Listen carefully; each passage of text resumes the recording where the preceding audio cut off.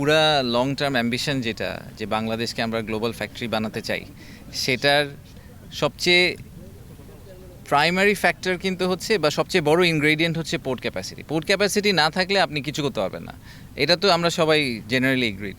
এবং যেহেতু আমাদের পোর্ট ক্যাপাসিটি লিমিটেড, আমাদের পোর্ট ক্যাপাসিটি কিন্তু শুনে মনে হয় যে আমরা 6 গুণ করে ফেলবো, বাট সেই 6 গুণ করার পরেও আমরা ভিয়েতনামের ধারের কাছেও যাব না। ভিয়েতনামে টোটাল 44 পোর্টস, আমাদের এখানে হবে হচ্ছে গিয়ে 5টা বা 6টা পোর্ট, রাইট?